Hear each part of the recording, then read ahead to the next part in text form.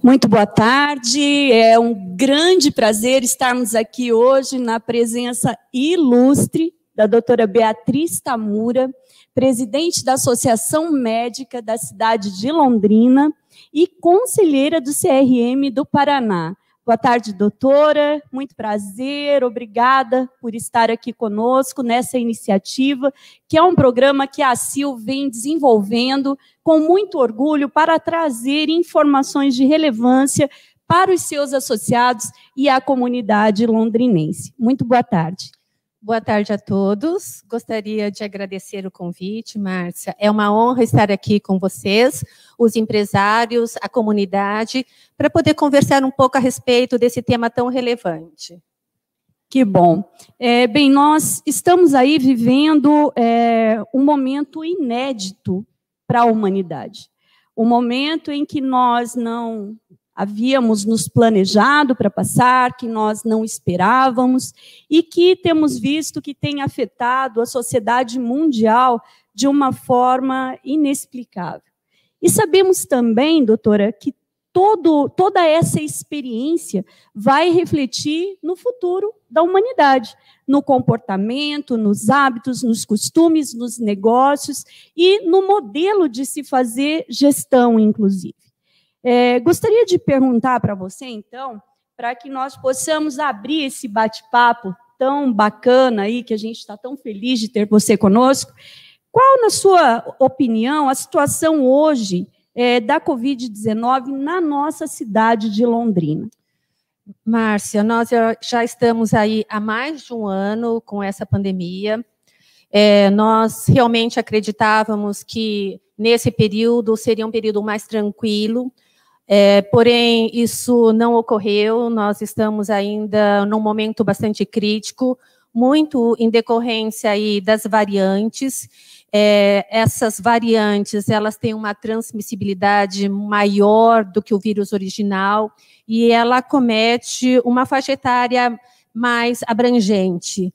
Em decorrência disso tudo, Londrina ainda está em risco alto. Nós temos aí cerca de 500 pacientes em internação domiciliar e mais ou menos uns 200 em internação hospitalar. Então, nós sabemos que manter os cuidados essenciais, manter todos os protocolos de segurança é mais do que necessário e de responsabilidade, inclusive, da sociedade, das empresas, do poder público e de todos nós. Não é? Então, comenta um pouco para a gente, doutora, como é que as empresas devem agir num momento como esse? Qual deve ser a atitude dos líderes em termos de protocolo de segurança, em termos de comportamento dos colaboradores de cada empresa, dentro desse momento atual em que tanto já foi falado sobre os cuidados básicos, mas que nós ainda percebemos algumas imprudências em relação a todos os cuidados que se deve ter. Comenta um pouco para a gente, então, como as empresas e os empresários e as lideranças das organizações devem se posicionar. Primeiro, contextualizando, ambiente de trabalho seguro, adequado, sadio, ele é um direito fundamental e inerente à condição do ser humano. E, nesse aspecto, nesse momento, ainda mais de pandemia, nós temos que reforçar as medidas de proteção do colaborador, visto que o vírus é um risco grave, iminente, e que vai acometer a ele e a muitos outros. Uma vez que você tenha um colaborador contaminado, ele vai contaminar muitos outros. E ele pode formar uma cadeia de contaminação enorme. Então, nesse momento, há necessidade de ter muita atenção com esses aspectos, porque, como você falou, não envolve só ele, não é uma responsabilidade só dele, é do empresário, é da comunidade, é do poder público, porque isso vai, um descuido ou um comportamento inadequado vai desencadear para uma sociedade inteira, inclusive podendo contaminar o próprio empregador. Portanto, nós precisamos que os empresários reforcem as medidas necessárias para a diminuição dos riscos do trabalho. E de que forma? Fazendo com que as normas de saúde, de higiene, de segurança, elas sejam, de fato, executadas de forma prioritária e de forma bastante adequada. Não basta existir essas normas, mas se elas não forem adequadamente aplicadas.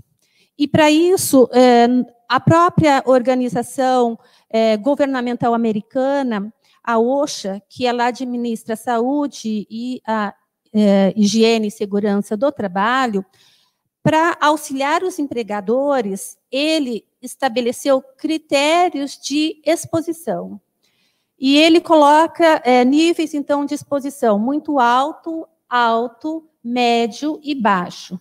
Qual foi a finalidade da OSHA, esse órgão, para facilitar os empregadores, para que eles pudessem adotar medidas mais eficazes em relação ao SARS-CoV, ao COVID.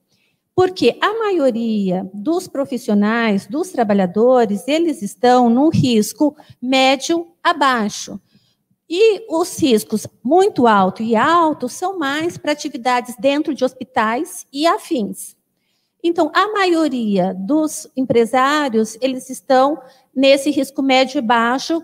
Médio é aquele que vai lidar com o público. Então, tem um contato muito frequente com o público. A gente pode citar as escolas, o comércio varejista, os atacados, enfim, que tem contato com uma grande população e no seu lido do dia a dia.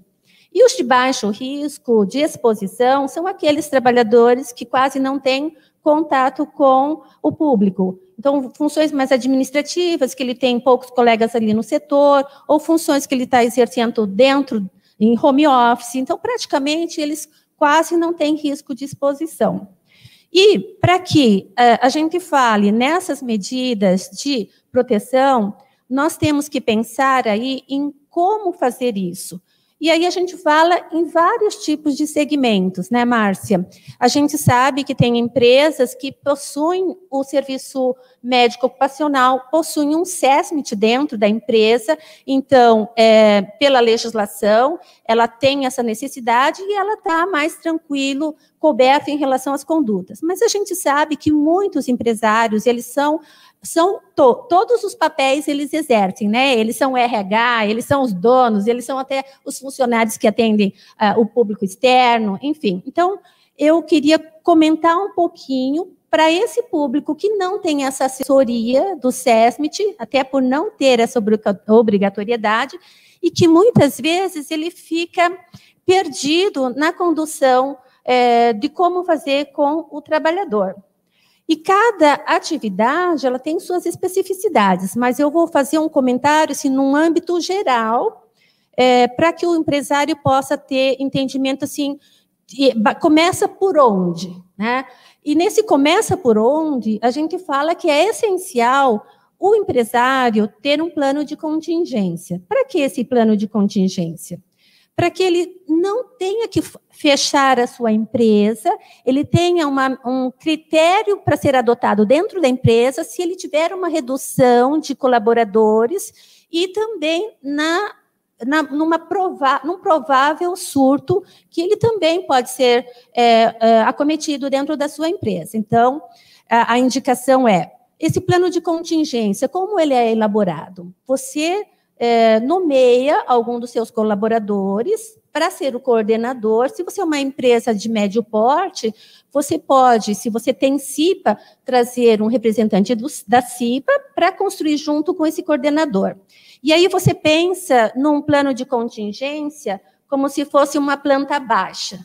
E você consegue visualizar como é o seu processo de trabalho. Por quê?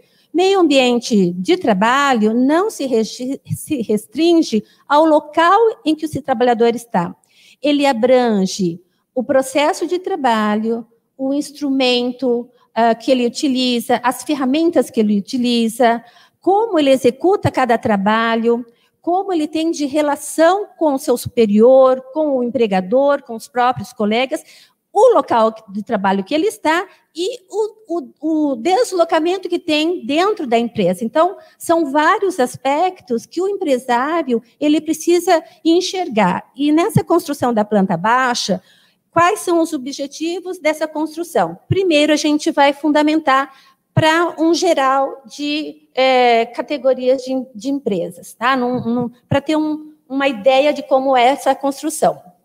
A gente fala da necessidade de distanciamento. Distanciamento é para quê? É para não ter aglomeração. Então, eu pontuo assim, tem que ter, na ideia da construção desse layout, como eu faço para manter distanciamento, para ter barreiras, né, barreiras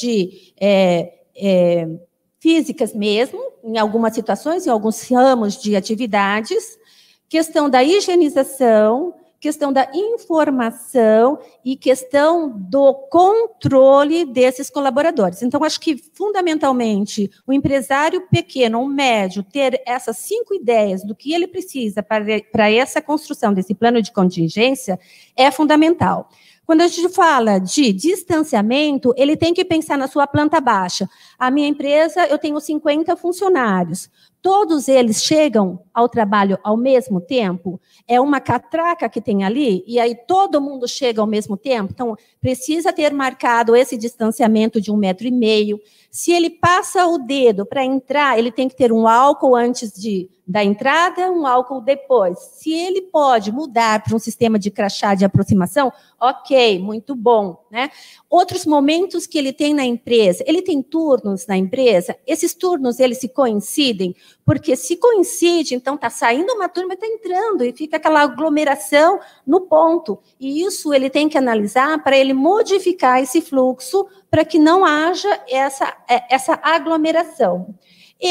Qual é o horário da refeição? Todo mundo vai no refeitório ao mesmo tempo? Então, ele tem que verificar qual é o turno que vai, a possibilidade de reduzir em vários momentos de ir ao refeitório. Esse refeitório está possibilitado de atender a esse número que você está colocando como horário de refeição?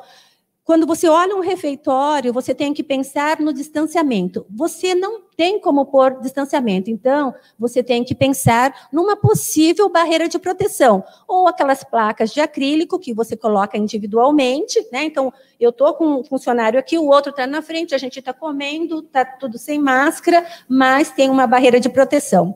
E não só ter a barreira de proteção, há necessidade da limpeza do antes e o depois. Precisa estar pensando nesse aspecto. Por quê?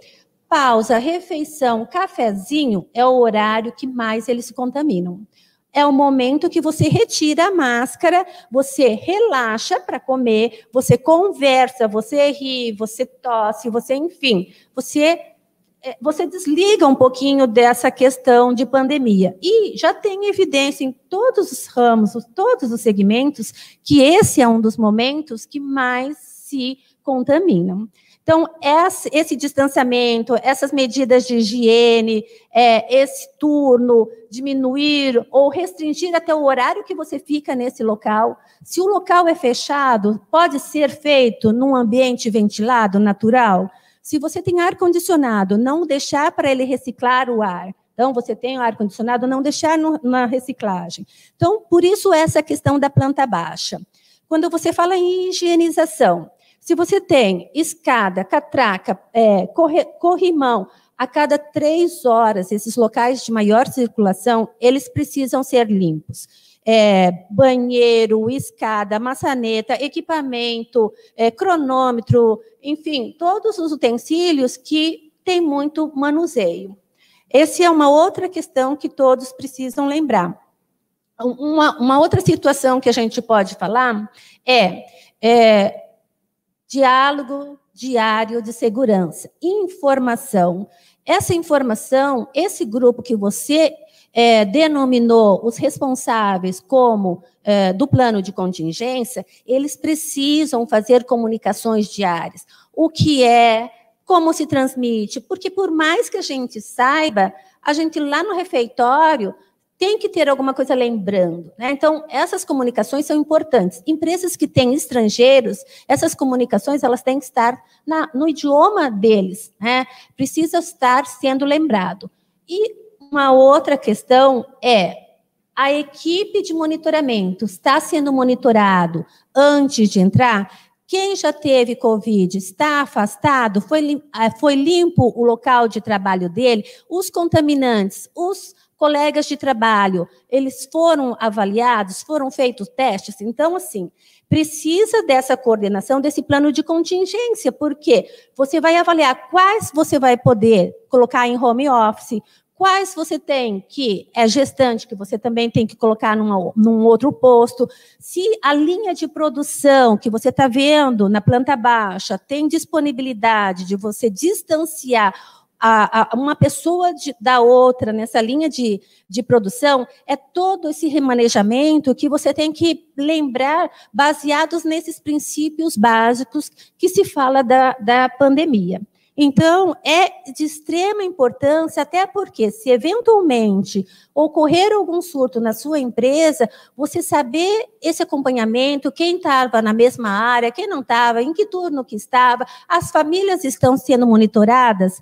E também há necessidade, e isso acontece muito, uma cobrança também até do Ministério Público do Trabalho, né? Além de outras questões lá na frente que você precisa estar documentado das execuções que você fez no manuseio desse momento da pandemia. Então, você tem que estar bastante documentado, com uma equipe bem preparada, executando de fato essas questões das normas de saúde, de higiene, segurança.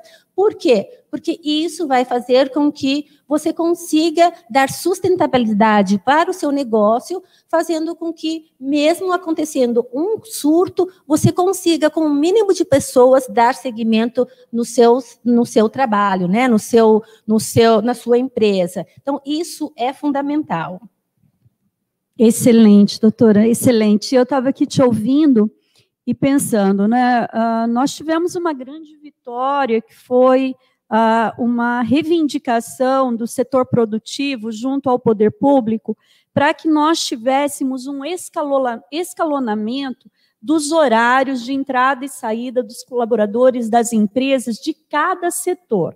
Então, nós conseguimos que o comércio passasse a abrir às 10 e fechasse às 19, com isso nós não coincidimos com o horário da indústria, que entra às 7 e passa a sair às 5, enfim, nós escalonamos, conseguimos aí que o poder público nos autorizasse, em termos do ofício que a CIL protocolou em parceria com as outras entidades, a fazer, então, essa diferenciação dos horários de trabalho de cada segmento, diminuindo o fluxo no transporte público, e assim nós entendemos que tivemos muitos ganhos.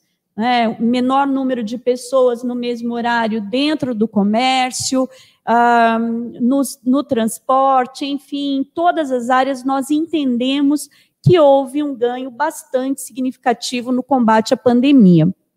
Agora, dentro disso que você está nos colocando, que dentro do ambiente corporativo, existem muitas medidas também em termos de escalonamento de horário, e que muitas vezes as equipes de gestão não se atentam para esse aspecto, mantendo aí um fluxo grande na entrada, na saída, na hora da alimentação, o que pode criar aí um risco alto de contágio dentro das organizações, que é o nosso tema hoje principal aqui, tratar a pandemia no ambiente corporativo.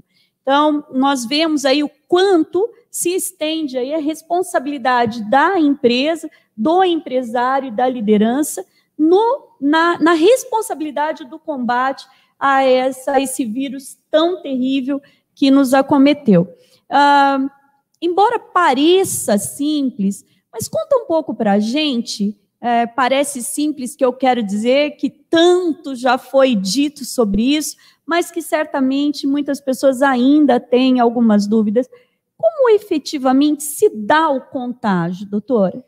O contágio acontece através das pessoas infectadas, contaminadas. Por meio, é um vírus respiratório, então, por meio das secreções.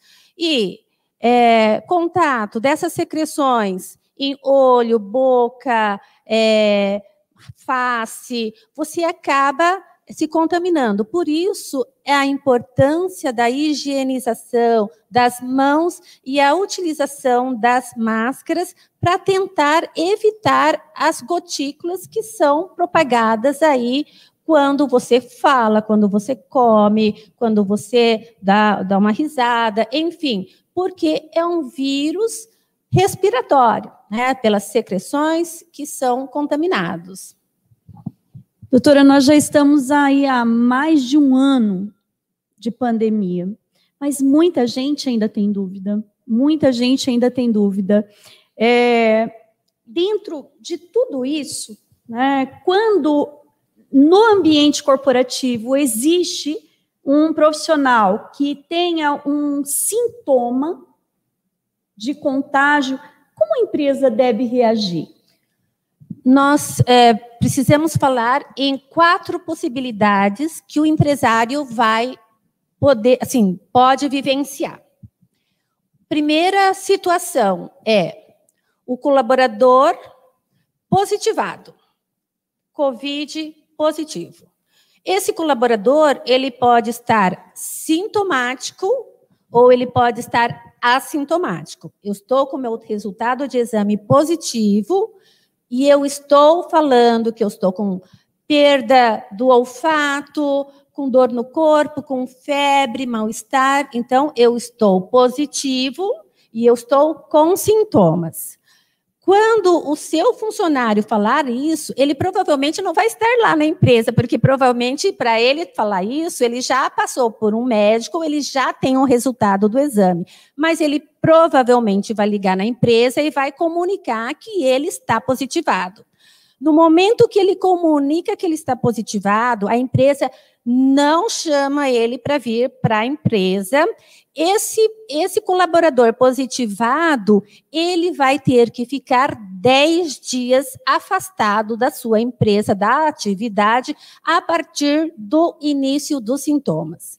E aquelas pessoas que moram com ele, a mulher, os filhos, um colaborador que tem 3 filhos e a mulher, são conviventes no mesmo ambiente, não é assim, familiar, eu vou pôr a familiar que mora lá na outra casa. Não, são aqueles que moram no mesmo ambiente físico. Esse seu colaborador, uma vez positivado, ele vai encaminhar o atestado para você de afastamento de 10 dias a partir do início dos sintomas, e ele só vai poder voltar ao trabalho se ele, no 10º dia, ele estiver há 24 horas sem sintomas. Aí ele pode retornar ao trabalho.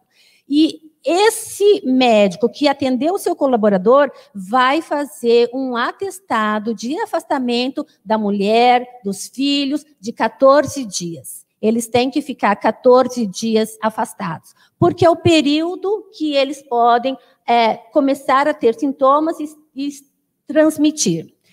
Nessa mesma situação, meu colaborador ligou na empresa, olha, eu estou positivo, só que eu não estou sentindo nada, não tenho febre, eu estou normal, mas eu fiz um exame e deu positivo. Esse é o positivado assintomático, que ele fez o teste, por isso que ele sabe que ele é positivo, e ele vai ficar também 10 dias afastado a partir da data do resultado de exame. E mesma coisa é para a família dele, que o médico vai colocar os nomes dos conviventes. E essa responsabilidade de colocar nome dos conviventes é do funcionário. Se ele coloca nome que não é, depois quem vai responder é a pessoa que informou, deu essa informação para o médico. E se você está sintomático, então a gente ainda está na primeira situação, certo? Do funcionário positivo e sintomático. Ele começou os sintomas, foi agravando, ele precisou internação hospitalar. Foi internado no hospital, depois de um tempo ele teve alta. Esse seu funcionário só vai poder voltar ao trabalho depois do 20º dia. Se ele estiver no 20º dia, há 24 horas, sem sintomas. Né? Isso é uma recomendação das normas de medicina do trabalho, da própria Secretaria de Saúde do Estado. Então, são conhecimentos que os empresários precisam ter ciência, porque às vezes eles olham o atestado e é um período prolongado. Né? E assim, realmente faz diferença para o empregador esse tempo que ele fica ausente. Então, essa é a primeira situação de você ter um colaborador positivo, que ele não pode estar na sua empresa, ele tem que estar fora, e essa informação ele vai estar te passando por telefone, por e-mail, enfim. E ele pode, de agora em março, saiu uma resolução que ele pode ter até 7 dias para entregar esse atestado. Então, você não pode dar nenhuma advertência se ele não tiver entregue esse atestado. Segunda situação que você pode encontrar como empresário. Ele está com suspeita de Covid. Né? Ele chega lá na sua empresa, mas pensando que o meu plano de contingência está funcionando super bem, que eu tenho um coordenador desse plano de contingência, que eu já criei na minha empresa alguém que vai testar temperatura ali na entrada, que vai acompanhar os sintomas, que não vai pôr para a porta dentro se tiver alguma queixa. Então, esse colaborador chegou ali na sua porta de entrada e falou: olha, eu não sei, mas hoje eu estou meio com o corpo ruim, meu nariz está escorrendo, mas só isso, assim, não estou assim, parece que eu estou meio gripado. Né?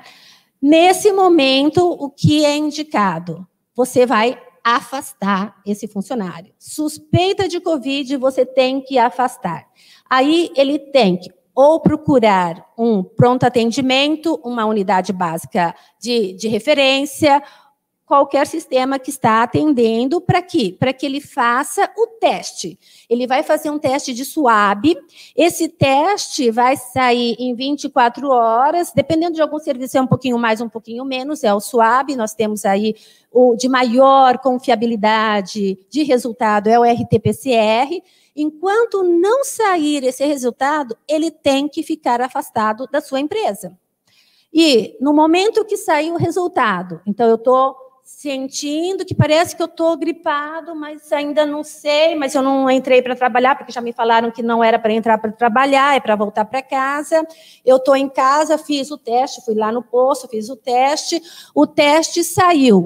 saiu positivo. Aí eu tenho que ficar 10 dias a partir do início dos meus sintomas. E a família dele tem que ficar 14 dias a partir do início dos sintomas dele. Se ele foi lá, fez o teste, aguardou em casa, de qualquer forma, ele não pode voltar ao trabalho sem o resultado desse exame. Saiu o resultado, veio negativo, e ele está há 24 horas sem sintomas, está liberado. Ele pode voltar a trabalhar, a família dele pode voltar a trabalhar tranquilo. Tá? Terceira situação que a gente vai encontrar é aquele funcionário que chega na sua empresa e fala assim: olha, Márcia, você acredita que a minha mulher foi fazer exame e está com Covid? Que é o convivente. Né? Ele não está com nada, a mulher dele, ele ficou sabendo hoje que a mulher dele ficou positivo.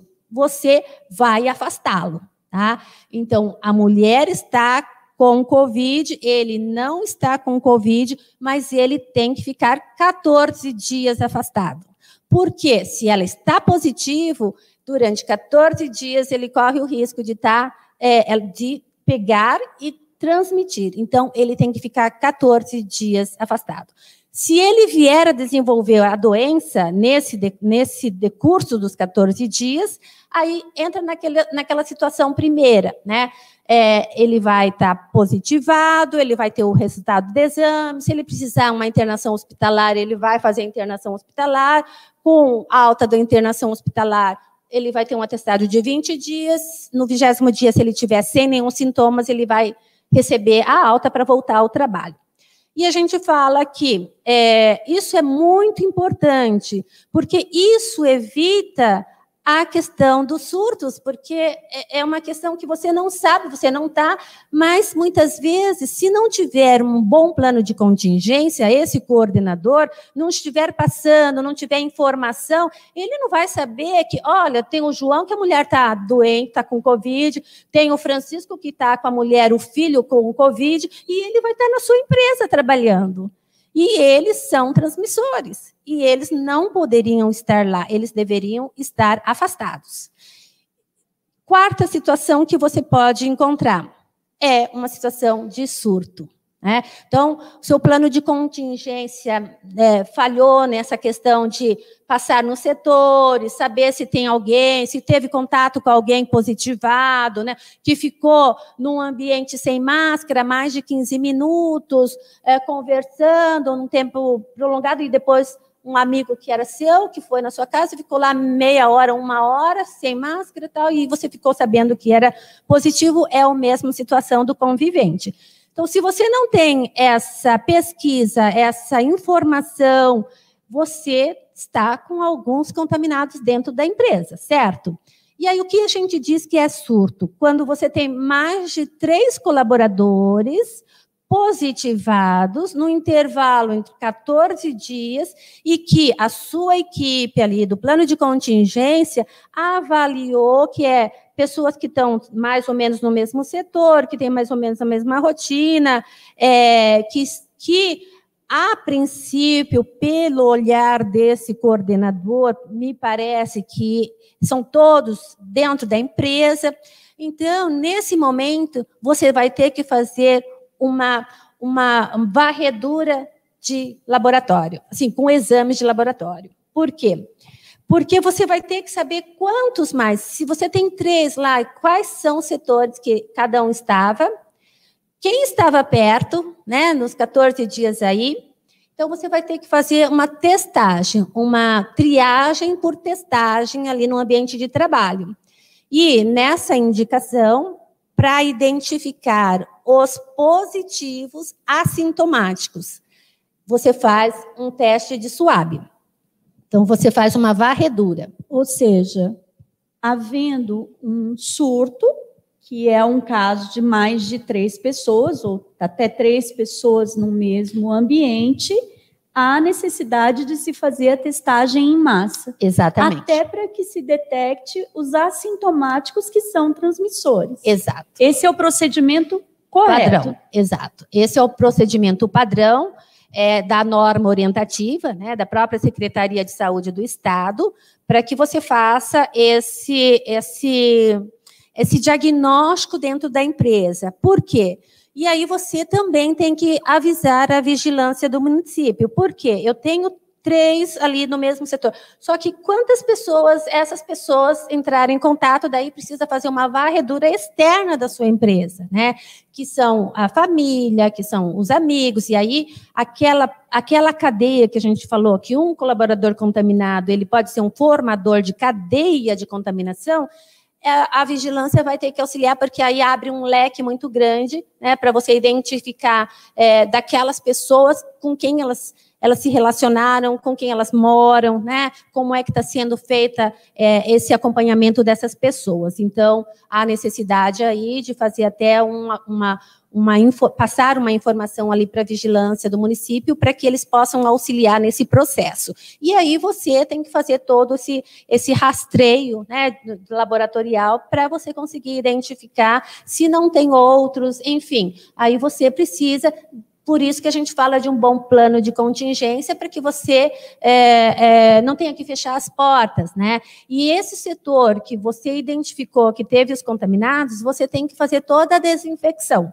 Então, aí no setor onde teve, você fazer limpeza da mesa, cadeira, utensílios, lápis, tudo, né? Fazer uma limpeza geral ali do setor que teve esse colaborador aí contaminado. Então, essa é a recomendação. Perfeito, doutora. Aí eu te pergunto o seguinte, Para as empresas menores que não sabem exatamente como realizar um plano de contingência de maneira correta, onde eles podem buscar esse tipo de informação para fazer o seu protocolo ou o seu plano de contingência? Ele pode procurar até nas normativas internas da Secretaria da Saúde.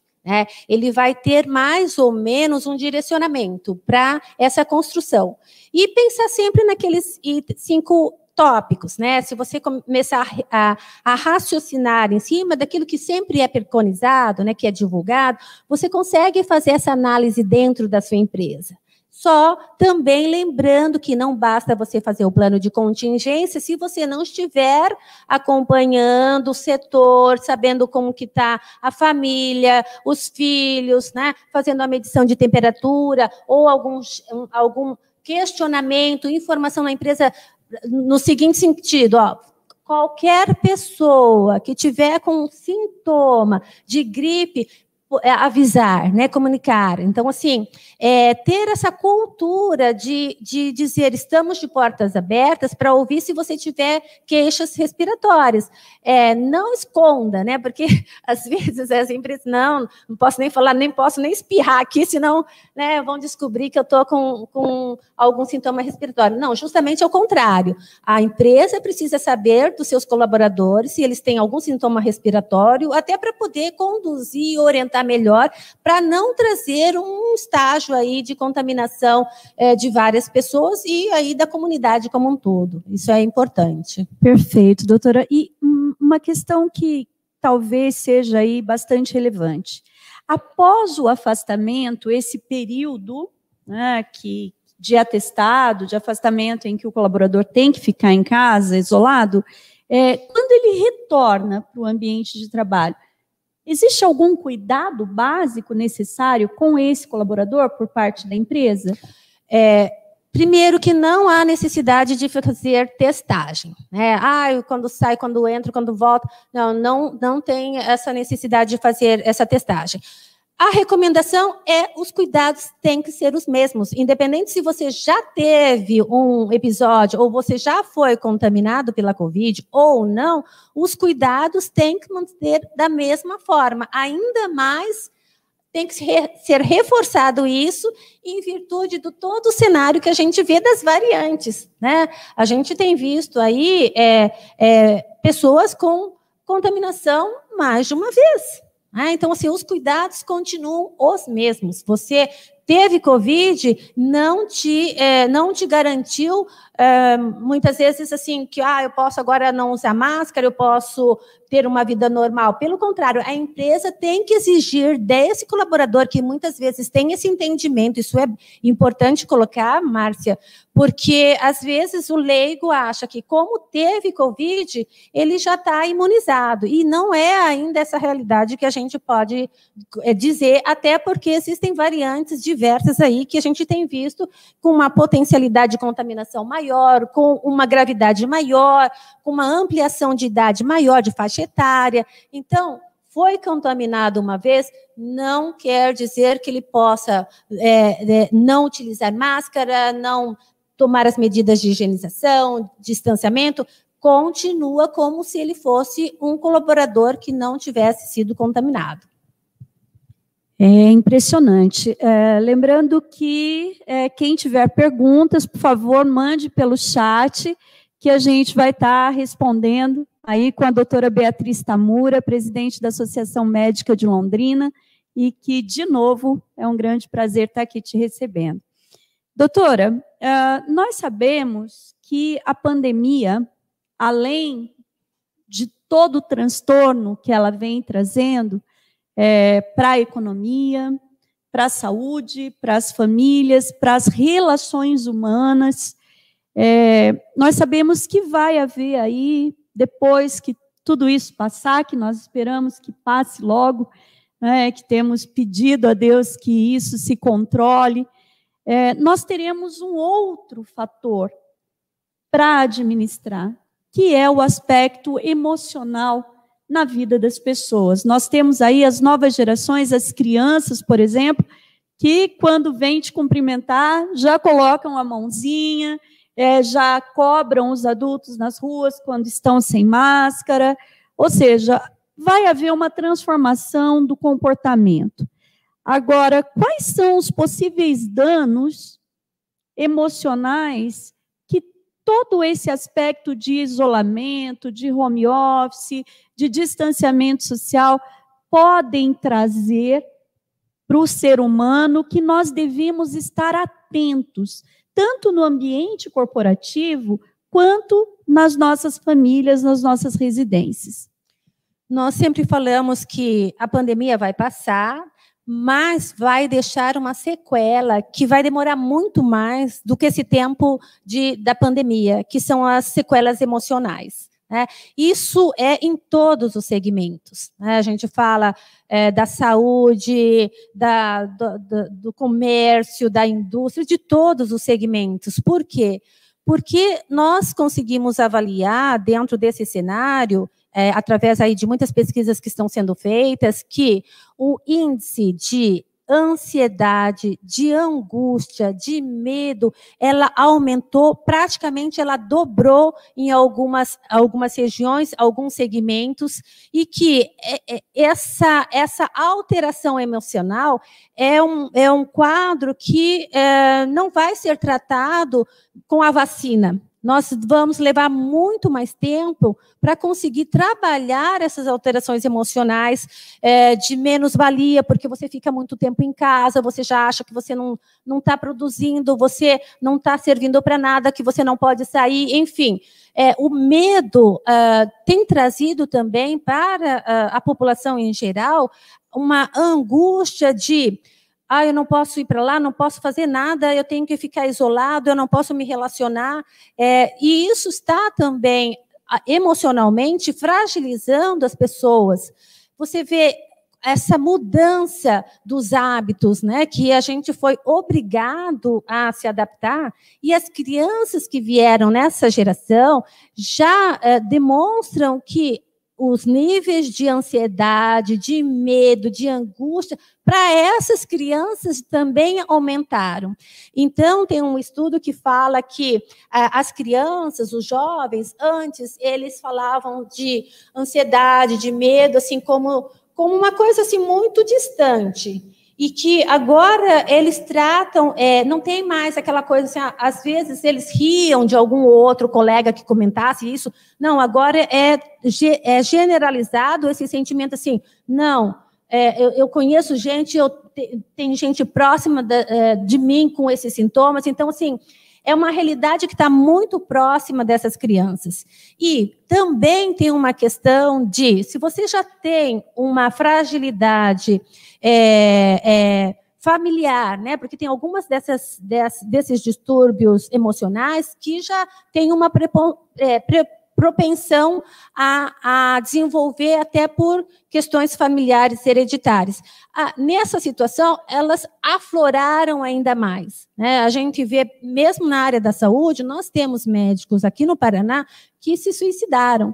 Né? Então, assim, a gente vê um sentimento de que, por mais que tenham, assim, tudo está sendo adotado, fica esse medo de, será que não vai acabar? Será que vai voltar ao normal? As crianças, e aí, a gente vai para a escola, não vai para a escola, o que a gente vai fazer? Então, mudou-se realmente todo o aspecto emocional.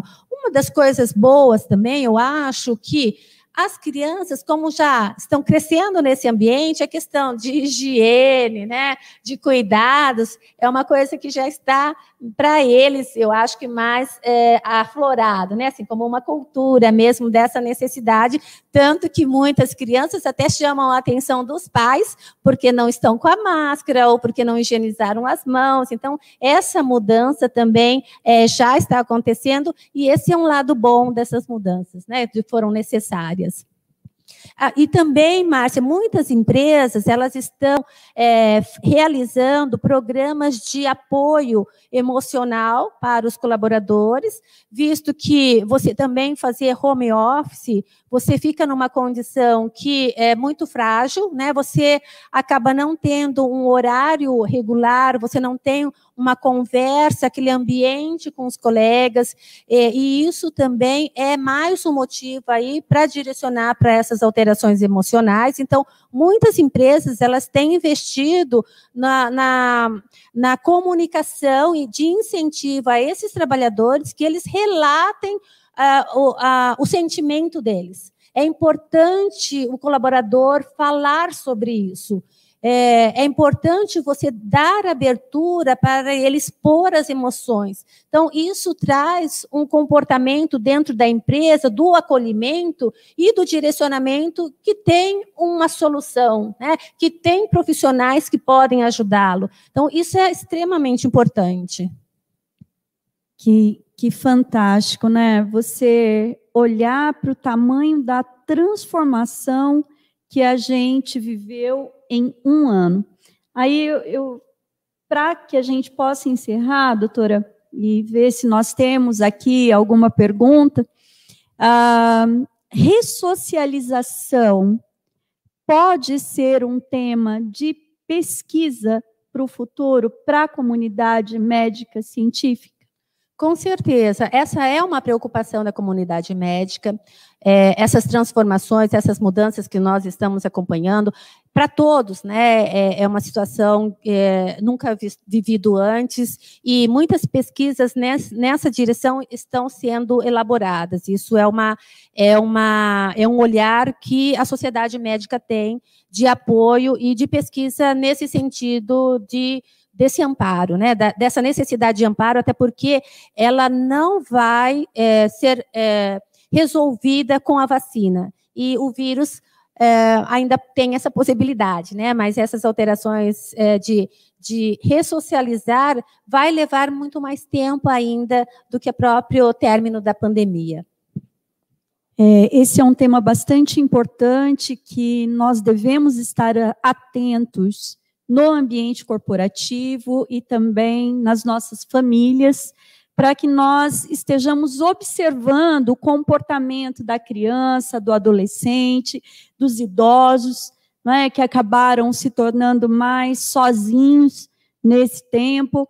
Então, que nós estejamos realmente solidários e atentos ao comportamento das pessoas, evitando aí, então, possíveis danos que possam vir a acontecer. E nós temos aqui, doutor, uma pergunta. Quem acabou de sair da dengue, pode ser tomada a vacina? Quem acabou de sair da dengue, pode ser tomada a vacina. A gente recomenda assim, se ele não tiver nenhum sintoma de febre, nada, pode ser feito a vacina. Muito bem, então... E uma outra questão, Márcia, sobre vacinação, para que a população não deixe de fazer a vacina da gripe. Por quê? Você tem que fazer a vacina da gripe até para que a gente consiga diferenciar um pouco mais o quadro gripal, que aí a gente talvez conseguiria controlar um pouquinho o quadro gripal, se a população aderir à vacinação da gripe e não ficar naquele sinal assim indefinido. Então, a gente acredita que fazendo a vacina da gripe, a gente vai diminuir um pouquinho das síndromes gripais e isso vai favorecer a gente conseguir lidar um pouquinho melhor com as síndromes respiratórias agudas graves, né, que é da Covid. Muito bem, então fica aí a dica, tome a vacina da gripe, não deixe de fazer isso para que a gente consiga, então, ter aí um melhor diagnóstico em relação ao coronavírus. E nós estamos aqui chegando ao fim, lembrando que nós estaremos no acil.londrina, nosso canal do YouTube, à disposição e permanente. E, doutora, queria que você deixasse uma mensagem, então, enquanto médica, enquanto representante de uma entidade tão forte, tão respeitada, como a Associação Médica de Londrina. Deixa uma mensagem para a população, no sentido de demonstrar qual a visão do médico sobre tudo isso. Antes de eu deixar minha mensagem, eu queria reforçar aqueles que foram vacinados da Covid, que fizeram uma dose, que há necessidade da segunda dose. Então, a gente tem visto aí uma grande parte da população que fez uma única dose. Uma única dose não vai dar o resultado necessário para que a gente consiga controlar. Então, primeiro, precisa completar a dose, né? São 2 doses, tanto as 2 opções que nós temos aí de vacina no Brasil, mas elas precisam ser realizadas as 2 doses, não achar que uma dose foi o suficiente. Então, chamem aqueles que não fizeram, precisa vacinar. Só vai conseguir a imunidade necessária depois da segunda dose. Então, esse é uma questão que eu gostaria de pontuar aí para a população. O meu recado é, a pandemia vai passar, a gente está aí com trabalho científico mostrando novas vacinas, novas medicações. Então, a pandemia vai passar e nós temos que manter os cuidados básicos. Esses são essenciais, né, que é o distanciamento, a higienização, o uso de máscara, porque mesmo quando a população, a maioria deles, mais de 70% ou mais de 50% estiver vacinado, não quer dizer que já poderemos descuidar. Então, meu recado é: tenham paciência. Eu sei que está sendo difícil para todos, mas a gente tem que saber que é um momento que está nos modificando e, com certeza, tudo na vida tem um lado bom, mas é ruim, mas tem um lado bom. Nós estamos aprendendo muito com essa pandemia. Nós estamos valorizando os nossos familiares, os nossos amigos, os nossos entes queridos, que muitas vezes a gente nem percebia lá atrás qual a importância deles, né? Então, tenham paciência, mantenham os cuidados para que o mais breve possível a gente possa aí estar convivendo com todos aqueles que hoje a gente sabe o quão importante é para as nossas vidas, para o nosso emocional e para toda a comunidade, né? Eu acho que é focar nisso. Existe um caminho muito bom lá na frente. Então, nós temos que nos empenhar para que, nesse momento, a gente se una, que o combate, o inimigo nosso é o vírus. E eu sei que está todo mundo estressado, mas a gente tem um único inimigo, que é o vírus, e que a gente consiga, em harmonia, passar esse momento, que não deixa de ser um momento de crescimento para todos. É isso aí, doutora. E hoje, mais do que nunca, nós sabemos o valor do abraço. Então, que nós possamos nos cuidar, que nós possamos nos preservar e, desta forma, preservarmos as pessoas que nós amamos.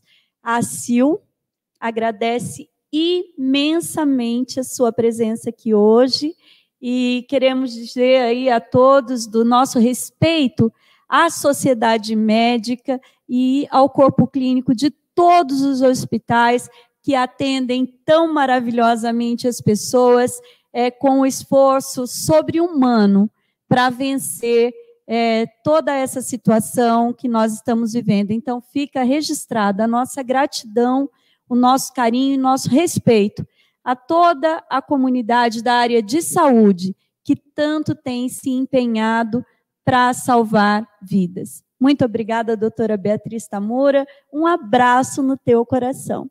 Muito obrigada, Márcia. Obrigada pelo convite. E a Associação Médica está de portas abertas aí para qualquer necessidade das entidades e da população. Foi uma honra estar com você, Márcia.